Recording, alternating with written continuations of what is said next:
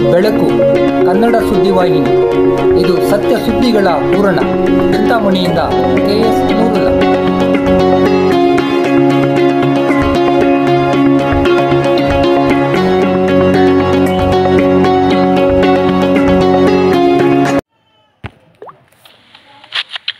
ರಸಪ್ರಶ್ನೆ ಕಾರ್ಯಕ್ರಮದಲ್ಲಿ ಮಿಂಚಿದ ಪ್ರೌಢಶಾಲೆ ವಿದ್ಯಾರ್ಥಿಗಳು.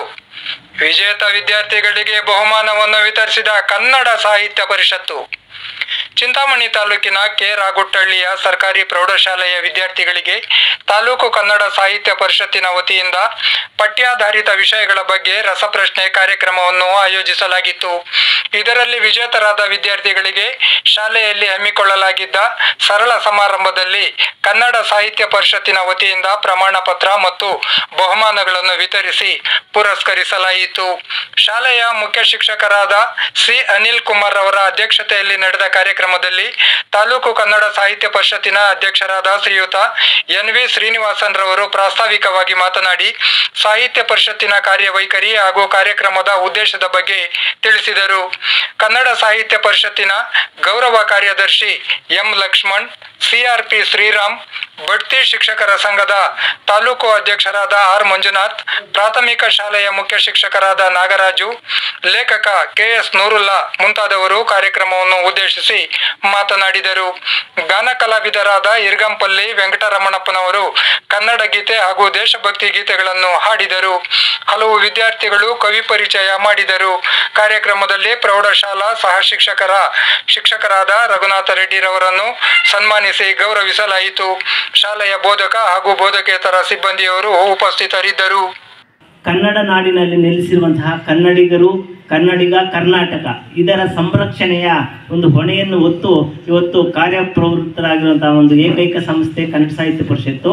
ಇವತ್ತು ಕನ್ನಡ ಸಾಹಿತ್ಯ ಪರಿಷತ್ತು 5 ಲಕ್ಷಕ್ಕಿಂತ ಹೆಚ್ಚು ಸದಸ್ಯತ್ವವನ್ನು ಹೊಂದಿರುವಂತಹ ವಿಶ್ವದ ಏಕೈಕ ಸಂಸ್ಥೆ ಅಂತ ಹೇಳಿದ್ರೆ ತಪ್ಪಾಗಲಾರದು. ಪುಸ್ತಕಗಳನ್ನು ಪ್ರಕಟಣೆ ಮಾಡೋದು, ಕನ್ನಡದ ಉದಯೋನ್ಮುಖ ಕವಿಗಳನ್ನು ಹೊರತಂದು ಅವರಿಗೆ ಒಂದು ವೇದಿಕೆಯನ್ನು ಕಲ್ಪಿಸೋದಾಗ್ಬೋದು, ಮತ್ತು ಕನ್ನಡ ಭಾಷೆ, ನುಡಿ, ಸಾಹಿತ್ಯ, ಸಂಸ್ಕೃತಿ ಇವುಗಳ ಒಂದು ಅಭಿವೃದ್ಧಿಗಾಗಿ, ಇವುಗಳ ಒಂದು ಪ್ರಸಾರಕ್ಕಾಗಿ ಶಾಲೆಗಳಲ್ಲಿ ಕನ್ನಡ ಕಾರ್ಯಕ್ರಮಗಳನ್ನು ಹಮ್ಮಿಕೊಳ್ಳೋದು, ಮನೆಗಳಲ್ಲಿ ಕವಿಗೋಷ್ಠಿಗಳನ್ನು ಮಾಡುವಂಥದ್ದು, ಸಾಧಕರ ಸ್ಮರಣೆಯನ್ನು ಮಾಡುವಂಥದ್ದು, ಸಾಧಕರಿಗೆ ಸನ್ಮಾನ ಮಾಡುವಂಥದ್ದು, ಈ ರೀತಿ ಹಲವಾರು ಕಾರ್ಯಕ್ರಮಗಳನ್ನ ಹಮ್ಮಿಕೊಂಡು ಬರ್ತಾ ಇದೆ.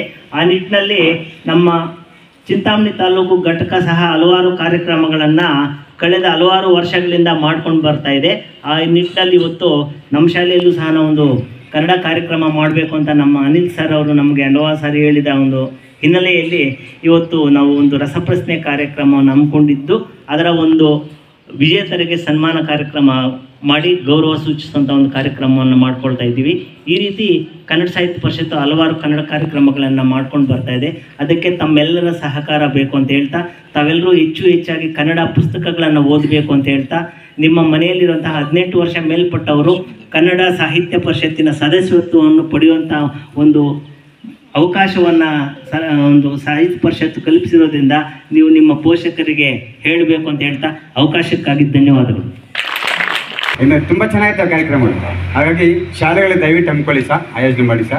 ನಮ್ಮ ಶಾಲೆಯಲ್ಲೂ ಮುಂದಿನ ಶನಿವಾರ ಮಾಡಿ ಅಂತ ನಾನು ಹೇಳಿದ್ದೀನಿ ನಮ್ಮ ಶ್ರೀನಿವಾಸ್ ಸರ್ಗೆ.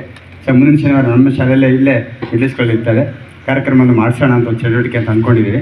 ಸೊ ದಯವಿಟ್ಟು ನಮ್ಮ ಶಾಲೆಯಲ್ಲೂ ಸಹ ಇದೇ ರೀತಿ ನಮ್ಮ ಮಕ್ಕಳಿಗೆ ಒಂದು ಕಾರ್ಯಕ್ರಮ ಆಯೋಜನೆ ಮಾಡಿಕೊಡ್ಬೇಕು ಅಂತ ನಾನು ಅವ್ರಲ್ಲಿ ಮತ್ತೊಮ್ಮೆ ಬೇಡಿಕೆ ಇಡ್ತಾ ಇದ್ದೀನಿ. ಈ ಕಾರ್ಯಕ್ರಮ ನಿಜವಾಗ್ಲೂ ಕನ್ನಡ ಅಂದರೆ ನಮ್ಮೆಲ್ಲರ ಕಿವಿಗಳು ನಿಮಿರಬೇಕು, ನಮ್ಮ ಕಣ್ಣುಗಳು ಸೂಕ್ಷ್ಮವಾಗಿರಬೇಕು. ಯಾಕೆಂದರೆ ಕನ್ನಡ ಅಂದರೆ ನಮ್ಮ ಮಾತೃಭಾಷೆ. ಕನ್ನಡ ಅಂದರೆ ನಮ್ಮ ಮಾತೃಭಾಷೆ ಅಂದರೆ ಎಲ್ಲರಿಗೂ ಸಹಿತ ಆ ಭಾಷೆ ಮೇಲೆ ಅಷ್ಟೊಂದು ಅಭಿಲಾಷೆ ಇರ್ತದೆ. ಯಾಕೆಂದರೆ ಪ್ರಪ್ರಥಮವಾಗಿ ನಮ್ಮ ಕನ್ನಡ ಭಾಷೆಗೆ ಆದ್ಯತೆಯನ್ನು ಕೊಡಬೇಕಾಗಿದೆ. ಹಾಗಾಗಿ ಕನ್ನಡಕ್ಕೆ ಬೇಕಾದಂಥ ಎಲ್ಲ ಚಟುವಟಿಕೆಗಳನ್ನ ಈ ಮುಖೇನ ನಾವು ಹಮ್ಮಿಕೊಂಡು ಇಂಥ ಕಾರ್ಯಕ್ರಮಗಳಲ್ಲಿ ಎಲ್ಲ ಶಾಲೆಗಳಲ್ಲೂ ಸಹಿತ ಚಟುವಟಿಕೆಗಳನ್ನ ಹಮ್ಮಿಕೊಂಡು ಮಾಡ್ತಾಯಿದ್ರೆ ಮಕ್ಕಳಲ್ಲಿ ಕನ್ನಡದ ಬಗ್ಗೆ ಅಭಿಮಾನ, ಮತ್ತು ಮಕ್ಕಳಲ್ಲಿ ಕನ್ನಡದ ಭಾಷೆಯಲ್ಲಿ ಹೆಚ್ಚು ಮಕ್ಕಳು ಹೆಚ್ಚು ಅಂಕಗಳನ್ನು ತೆಗೆಯೋದಾರ ನಾವು ಮಕ್ಕಳಿಗೆ ಉತ್ಸಾಹ ಕೊಡೋದು, ಉತ್ಪ್ರೇಕ್ಷೆ ಕೊಡೋದು ಇವೆಲ್ಲ ಮಾಡ್ತಾಯಿದ್ರೆ ಮಕ್ಕಳಲ್ಲಿ ಕನ್ನಡದ ಅಭಿಮಾನದ ಬಗ್ಗೆ, ಕನ್ನಡ ಭಾಷೆ ಬಗ್ಗೆ ಹೆಚ್ಚು ಒಲವು ಮೂಡುತ್ತೆ. 10 ಜನಕ್ಕೆ ಪ್ರೈಸ್ ಇರ್ತದೆ, ಅವರು ಅವಕಾಶ. ಪುಸ್ತಕ ಓದಿದಾಗ ಆ ವ್ಯಕ್ತಿಗೆ ನೆಮ್ಮದಿ ಸಿಗುತ್ತೆ. ಅದೊಂಥರ ಒಂದು ಮನುಷ್ಯನಲ್ಲಿರುವಂತಹ ತಾಳ್ಮೆನ ವೃದ್ಧಿ ಮಾಡುತ್ತೆ, ಕೋಪವನ್ನು ಕಡಿಮೆ ಮಾಡುತ್ತೆ.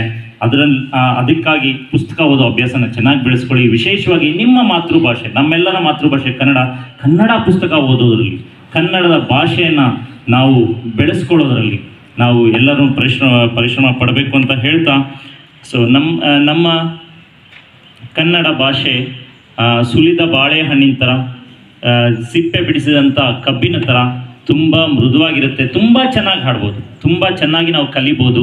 ಕನ್ನಡ ಭಾಷೆನ ವೃದ್ಧಿಸೋಣ, ಕನ್ನಡ ಭಾಷೆ ಜೊತೆಗೆ ನಾವೆಲ್ಲರೂ ಬೆಳೆಯೋಣ ಅಂತ ಹೇಳ್ತಾ, ಈ ಒಂದು ಕಾರ್ಯಕ್ರಮದಲ್ಲಿ ನಮ್ಮ ಶಾಲೆಯೂ ಗಡಿನಾಡ ಕನ್ನಡ ಶಾಲೆ ಆಗಿದೆ. ನಮ್ಮ ಶಾಲೆಗೆ ಬಟ್ಲಲ್ಲಿ ಗಡಿನಾಡ ಶಾಲೆಗೆ, ಕನ್ನಡ ಶಾಲೆಗೆ, ಹೈಸ್ಕೂಲ್ಗೆ ಗಡಿನಾಡ ವತಿಯಿಂದ ಒಂದು ಇಂಟರಾಕ್ಟಿವ್ ಪ್ಯಾನೆಲ್ ಬೋರ್ಡ್ ಅಂತ ಕೊಡಿಸಿದ್ದಾರೆ. ದಯವಿಟ್ಟು ನೀವು ಸಾಹಿತ್ಯ ಪರಿಷತ್ ವತಿಯಿಂದ ನಾನು ನಿಮ್ಮಲ್ಲಿ ರಿಕ್ವೆಸ್ಟ್ ಮಾಡ್ತೀನಿ, ನಿಮ್ಮಲ್ಲಿ ವಿನಂತಿಸ್ಕೊಳ್ತೀನಿ, ಏನಾದರೂ ನಮ್ಮ ಶಾಲೆಗೆ ಪುಸ್ತಕ ಇರಬಹುದು ಅಥವಾ ಯಾವುದಾದ್ರೂ ಸೌಕರ್ಯ ಇದ್ದರೆ ದಯವಿಟ್ಟು ಕೊಡಿ, ಅದನ್ನು ಯೂಸ್ ಮಾಡ್ಕೋತೀವಿ.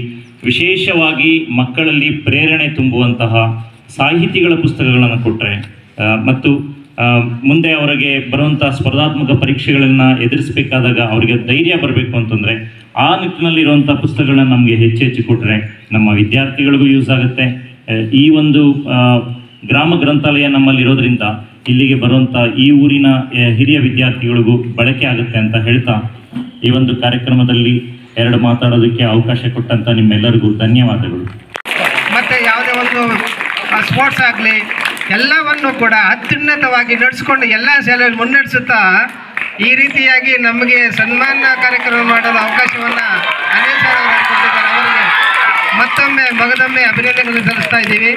ರಘು ಸರ್ ಯಾವಾಗಲೂ ಹೀಗೆ ದುಡೀರಿ, ನಮ್ಮ ಕ್ಲಸ್ಟರನ್ನು ಬೆಳಕು ಹೀಗೆ ಚೆಲ್ಲಲಿ, ನಿಮ್ಮ ಉನ್ನತ ಎಲ್ಲೇ ಆಗಲಿ ಎಲ್ಲೇ ಇರಿ, ಈ ಕನ್ನಡತನವನ್ನು ಬೆಳೆಸಿ, ಕನ್ನಡತನವನ್ನು ಉಳಿಸಿ, ಎಲ್ಲ ಮಕ್ಕಳು ಹಾಗೆ ಕನ್ನಡ ಎಲ್ಲಿ ನೋಡಿದ್ರಿಗೂ ಸವಿ ಕನ್ನಡವನ್ನು ಮಾಡುತ್ತಾ ಶಾಲೆಗೆ ಬಂದರೆ ಮನೆಯ ಚಿಂತೆಯ ದೂರವಿಡುವನು, ಮಕ್ಕಳ ಜೊತೆಯಲ್ಲಿ ಸರಸವಾಡುತ್ತಾ ಕಷ್ಟವ ಮರೆವನು, ಮುದ್ದಿನ ಮಕ್ಕಳ ತೊದಲಿ ನೊಡನೆ ಮನಸ್ಸು ಕೊಲ್ವನು, ತಾನು ಮನಸ್ಸು ಕೊಲ್ವನು. ಶಿಕ್ಷಕನಾದರೂ ವಿದ್ಯೆಗೆ ತಾನು ಜನ್ಮದಾತನು, ಶಿಕ್ಷಕನಿಲ್ಲದೆ ವಿದ್ಯೆ ಯಾವುದು ಸಫಲವಾಗದು. ಮೂಲ ಶಿಕ್ಷಣದ ಗುರಿಯನ್ನು ಯಾರು ಮರೆಯಬಾರದು. ಬಡವನು ಬರಲಿ ಬಲ್ಲಿದೆನಿರಲಿ ಭೇದ ತೋರುವನು, ಜಾತಿ ಮತಗಳ ಎನಿಸದೆ ತಾನು ಬೋಧನೆ ಮಾಡುವನು. ಎಲ್ಲರೂ ಒಂದೇ ಎಂಬುದನ್ನರಿತು ಪಾಠ ಹೇಳುವನು, ತಾನು ಪಾಠ ಹೇಳುವನು. ಶಿಕ್ಷಕನಾದರೂ ವಿದ್ಯೆಗೆ ತಾನು ಜನ್ಮದಾತನು, ಶಿಕ್ಷಕನಿಲ್ಲದೆ ವಿದ್ಯೆ ಯಾವುದು ಸಫಲವಾಗದು. ಮೂಲ ಶಿಕ್ಷಣದ ಗುರಿಯನ್ನು ಯಾರು ಮರೆಯಬಾರದು. ಗಾಂಧಿ ಬಾರಿಸು ಕನ್ನಡ ಡಿಂಡಿಮವ, ಓ ಕರ್ನಾಟಕ ಹೃದಯ ಶಿವ, ಓ ಕರ್ನಾಟಕ ಹೃದಯ ಶಿವ. ಕ್ಷಯಿಸಿಬೇತರ ಕೃತಿಯಲ್ಲಿ ಮೂಡಳೆ ಮಂಗಳ ಮತಿಯಲ್ಲಿ, ಕ್ಷಯಿಸುವೇತರ ಕೃತಿಯಲ್ಲಿ ಮೂಡಳೆ ಮಂಗಳ ಮತಿಯಲ್ಲಿ. ಕವಿ ಋಷಿ ನಂತರ ಆದರ್ಶದಲ್ಲಿ ಸರ್ವೋದಯವಾಗಲಿ ಸರ್ವರಲಿ. ಬಾರಿಸು ಕನ್ನಡ ಡಿಂಡಿಮವ, ಓ ಕರ್ನಾಟಕ ಹೃದಯ ಶಿವ, ಬಾರಿಸು ಕನ್ನಡ ಡಿಂಡಿಮವ, ಬಾರಿಸು ಕನ್ನಡ ಡಿಂಡಿಮವ, ಬಾರಿಸು ಕನ್ನಡ ಡಿಂಡಿಮವ. ಪಾರತಂತ್ರದ ವಿಷಾನೀಲ ಭಾರತಾಂಬೆಗೆ ಮುಸ್ಕಿದ್ದ ಕಾಲ, ಕೊಸರಿ ಪುಟ್ಟಿದರು ನೂರಾರು ಜನರು, ಸ್ವಾಭಿಮಾನದಿ ಸಿಡಿದೆದ್ದರವರು.